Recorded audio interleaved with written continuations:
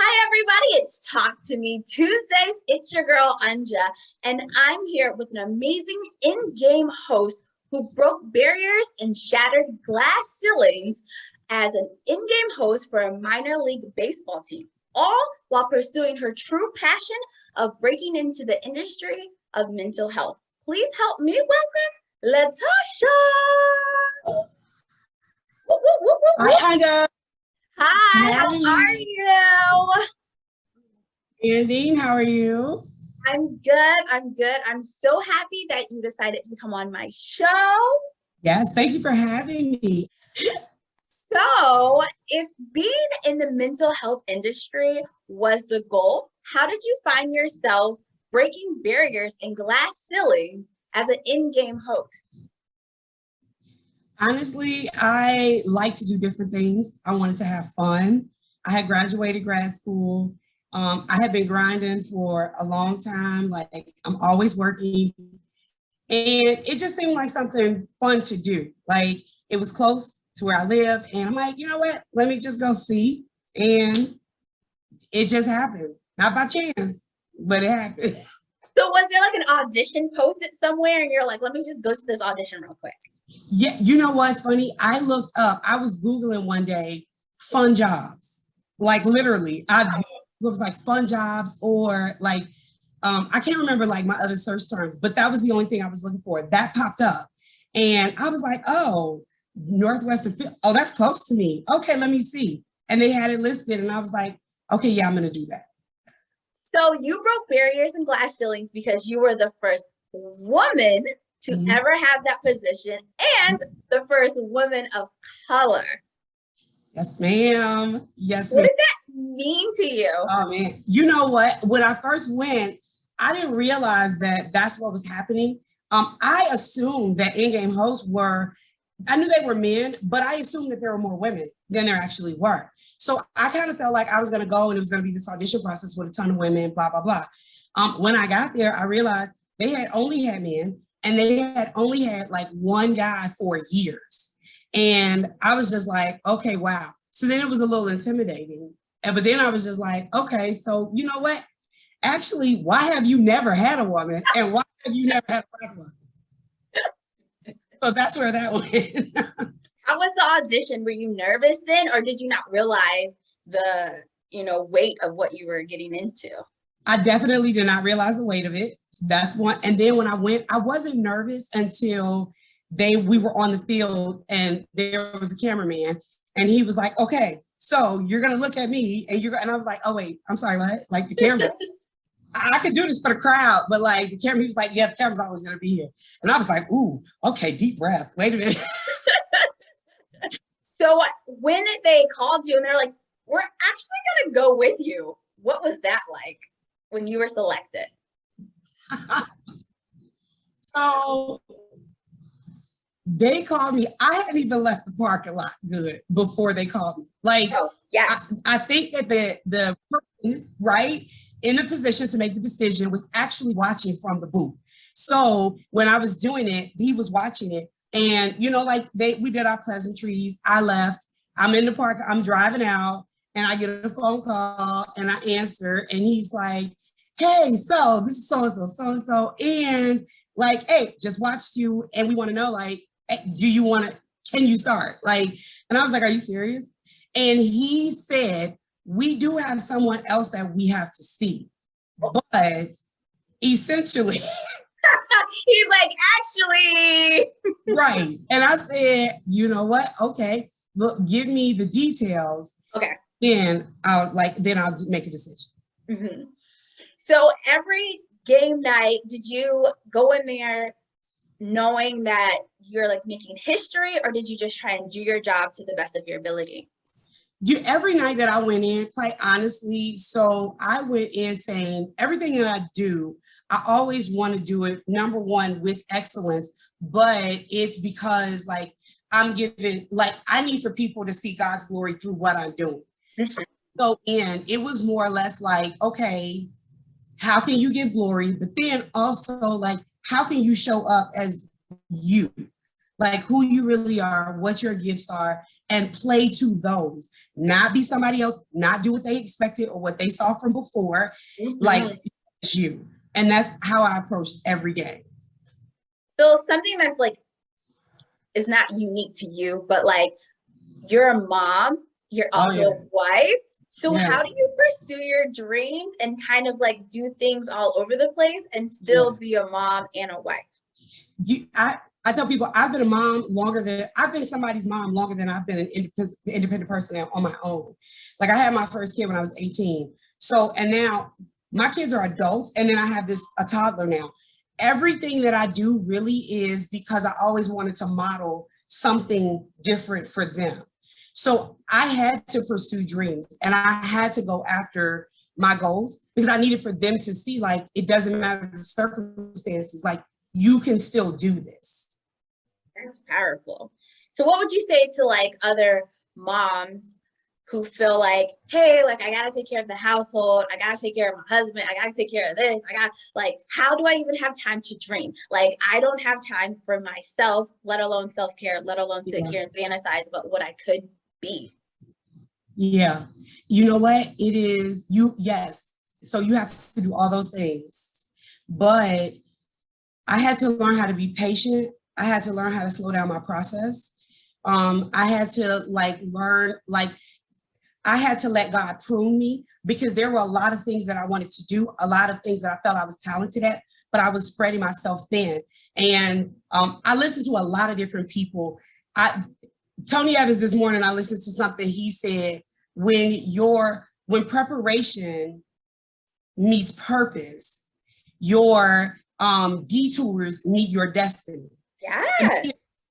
You're preparing all this time, all this stuff that you dream about that you're doing, right? It's preparation for that purpose that you're going to walk in. So yeah, you're doing all this stuff, but what happens is as time goes on, the more you get pruned, all those lists start to shrink. And you realize like, hey, this is where I'm actually most impactful, most effective. This is what makes my eyes light up. This is where I'm like, hey, I'm in my bag right here in this space. It could be a couple things, it could be few, it could be one, but that's when it's just a process and people don't like the process. How did you not have mom guilt though? Like, how did you not have like mom guilt when it's like you're supposed to be focused on your kids, but you're out here like focused on yourself? How did you, because you know, there are moms out here that are like, if I do this, I'm taking away from my children. Right. So how did you not have mom guilt? I never had mom guilt because I prioritized first. My kids were always my priority. When I was in grad school, my daughter went through a very difficult time senior year of high school. I should have been done with grad school in 2 years. I dropped classes. It took me 3 because she was my priority. Mom guilt for me doesn't exist because I know what my priorities are. And I'm a hustler. I was raised on the South Side of Chicago. Like, you do what you need to do. They were first. So if you prioritize in the beginning, even if it shifts, you eliminate, you know what I'm saying, their guilt. You know what I'm saying? Like, God doesn't have me guilty. He just tells me what I need to do next. And that's what I do. I love that. So when you were at the game, did you ever try to, so for me, when I was doing in-game hosting, I talked to thousands of people and it's incredible, but I also found it beautiful anytime I could connect with like a single soul, even if it was just for a moment. Did you have that as well? Absolutely. It's funny because usually those were the players. They were young guys, their early 20s. They just get like, some of them have minor league contracts that they're working into. Those were the guys that I had the most connection with. And I think that's why I know it wasn't by chance, because I am a mom and because I did come with a different set of skills than what they were accustomed to having close to them. And having that proximity was actually good for some of them to be able to like talk about things that they wouldn't normally talk about, or just to kind of feel comfortable. Like, you know what I'm saying? Like in that space and around me in general. There was a girl, she was my immediate supervisor. She's really young. She worked there. She was amazing, but she was also very, she was trying to break into this business too, as a, you know, like doing all this stuff, right? She was always second guessing herself. She was so good though. And so being able to encourage her, I think that was probably the most impactful part of the whole season, was just kind of being there for her and saying, you got this, don't worry about it, like you're killing it. And she is now moved on, like she is in her dream job like 3 years later. So if you're doing all this encouraging the players and encouraging your bosses, who's encouraging you? Girl, listen. Like who's in your corner really being like, you got this? You know what? I have a best friend. She's like my sister. She lives in Texas. Spiritually, we're soulmates, and she pours into me so much. But honestly, when I watch other young ladies that I'm just like, my God, look at what they're doing and they're pursuing their dreams. That is literally my encouragement. Watching my daughter, my sons, that's it for me right there. I love that. I love that. Yeah. Okay, so when do you break into the mental health world? How does that work? Since you're doing baseball, like when does mental health come up? Yeah. So mental health has always been there. Okay. I was a cop. It was mental health then. And when I finished school, it's always been mental health. So now, like, I have my own practice and I work for a national practice. I never stopped doing mental health. But now, like I said before, now my preparation has really lined up with my purpose. And everything that I'm doing has really narrowed down to where, the programs that I create, the things that I do, the people that I take as clients, it's refined. And so now it's more impactful, and it's basically always been a part of me and probably always will be. Okay, so what are you doing now with mental health then? Since like you're not doing the in-game hosting, currently you've transitioned to fully ingrained in your career. Did you start your own practice, you said? I did. I started my practice during COVID. It was scary, but I loved it. And I was like, you know what? Okay, I learned a lot. And then I always partner with other places. So I worked in emergency rooms. I work for a national practice now where, I have a wider base because you still want to be able to learn as much as possible. And so I'm doing both. And like the programs that I'm creating are, man, for young girls and for parents are just like, I'm so excited about it that I can't wait for it to just keep growing and moving like to the next step. So that's pretty much, now it's everything, making sure I know all the legal parts to protect what I have and what I'm doing, and then let it keep growing. So why is that type of mental health so important to you? Like you said, women and young girls and like kind of family. Why is that important? Yeah, it's been my whole life. It's been my whole life experience. I come from a blended family. I've had a blended family. I'm on my second marriage. It's like my whole life. Experience is not always the best teacher, but when you really learn and dissect it, when you learn from your experience and then you couple it with knowledge and, you're able to allow people to kind of give you wisdom and stuff, it makes a difference. And so that is important to me because it's what impacted me the most in life.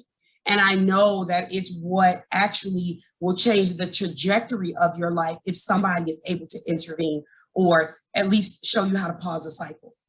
What about the stigma around mental health? So there's still very much, like, I know that it's kind of mainstream right now and people are talking about it more now than ever. But how do people get over being scared to ask for help? Like, what advice do you have for anybody who's like, I really want a therapist, but I don't want people to know? Right, in my business. I always tell people, everybody needs somebody to talk to.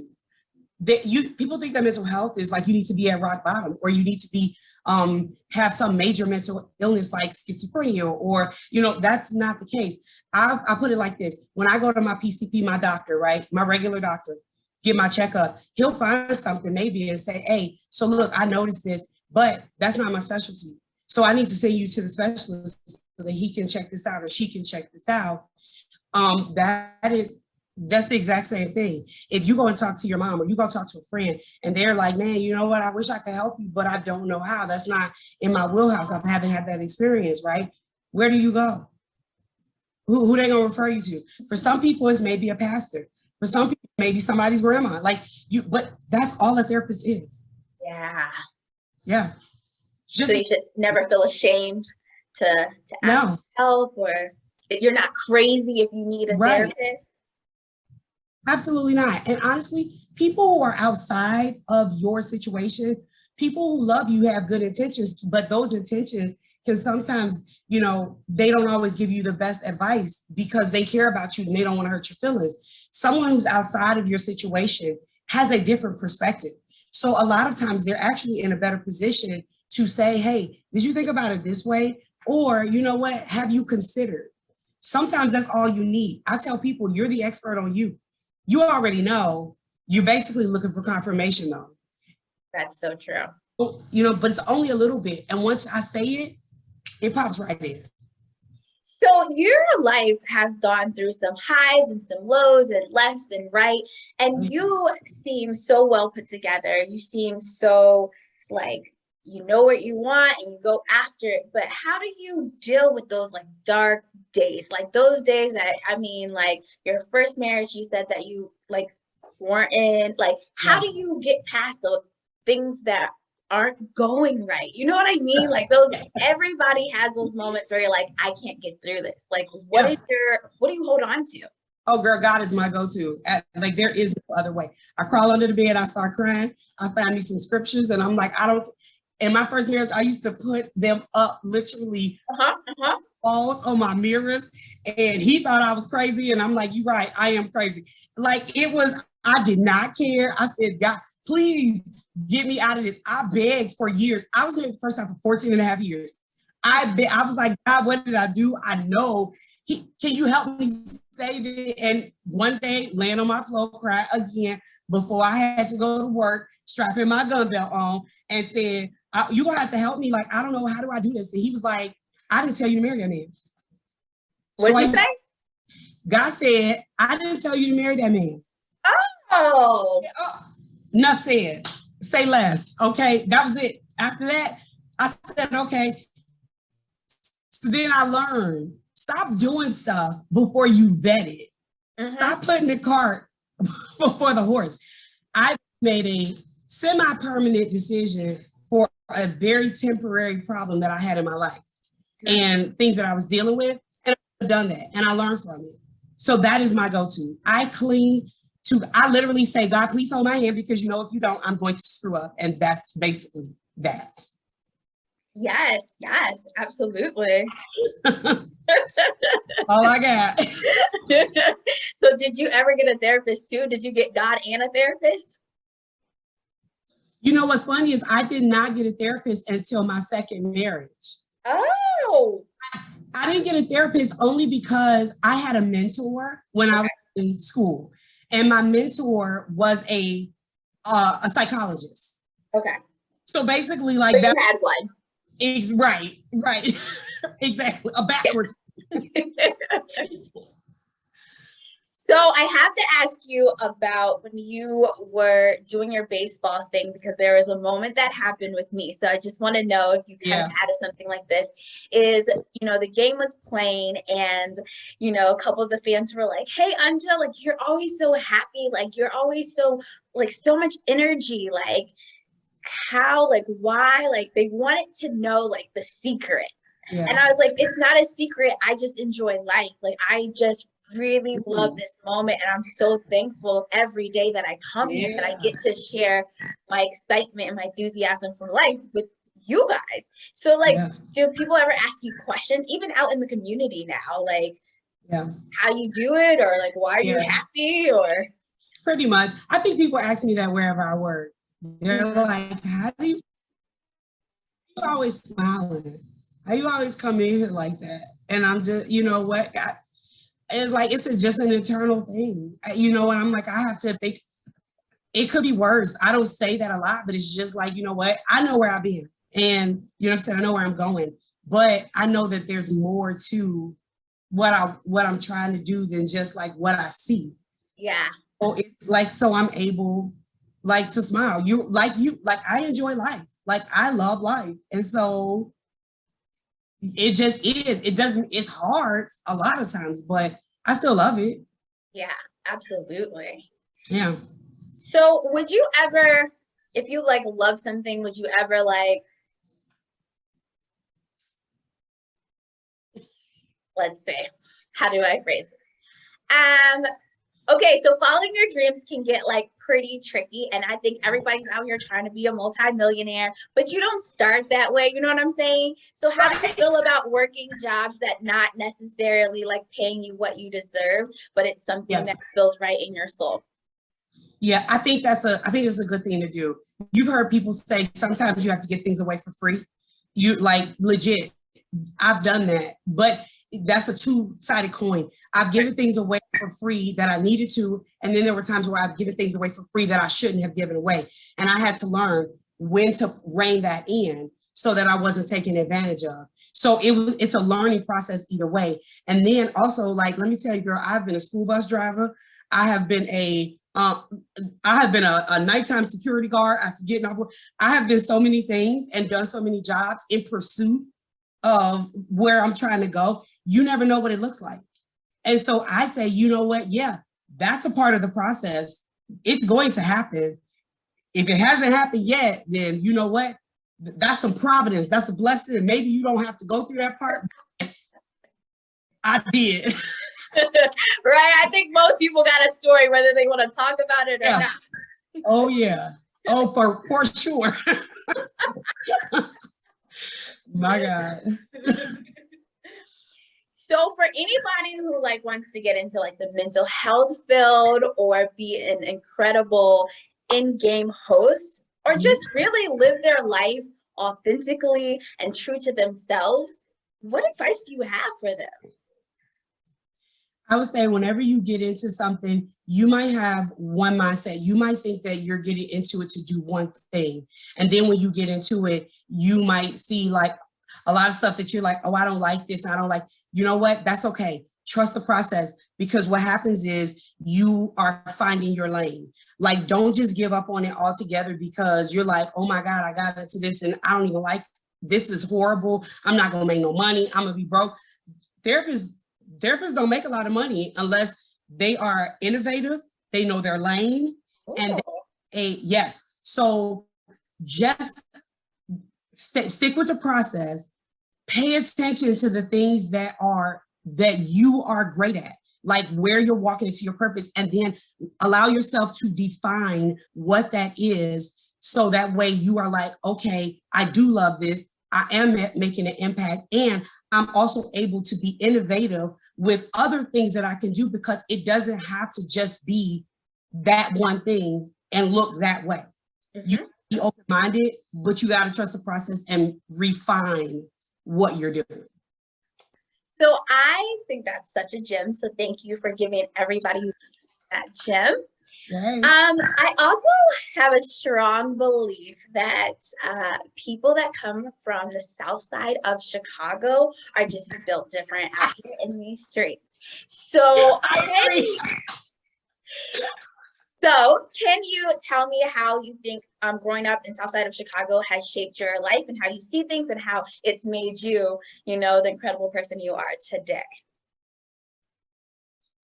Look, so the city of Chicago is one of the most segregated places like anywhere. But when you grow up on the South Side, you still get to see a lot. You just have you get to see a lot of different cultures. You get to see a lot of different personalities, types of people.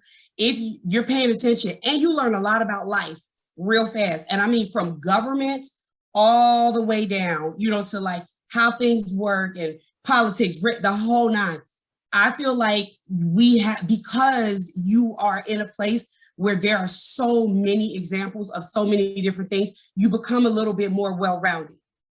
So when you go out into the world, it's like, you know, people from New York, when you go out into the world, people kind of know, like, okay, you ain't from around here, but you ain't from no small town either. So like, what's that thing? There's a thing about you. Yeah. I 100% believe that people from Chicago in general are able to adapt and thrive in a multitude of places. I can agree with that. Yep. All right, LaTasha, it has been such a pleasure talking to you. Did you want to add any like 2 cents of anything? I know you've already given these people so much to hold on to. Is there anything else you need to say? I want to say thank you to you. I think you're amazing. I tell Anja all the time, I'm always like creeping on her page. I think she's so awesome. You are really like full out pursuing your dreams, which I think is amazing. So I'm always going to be watching you. I know you're going to skyrocket. And so I just want to be them people that's like down here, be like, oh girl, I remember when, okay, because she always been killing it.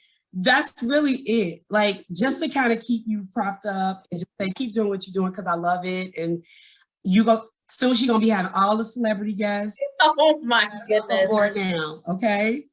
Well, thank you for totally being there for me when I needed you, and representation definitely matters. I know people say that a lot in our community, and right now that's like a buzzword, but when I saw that you were able to do what you did on the field, I know that I had a place and I belonged on a baseball field as well.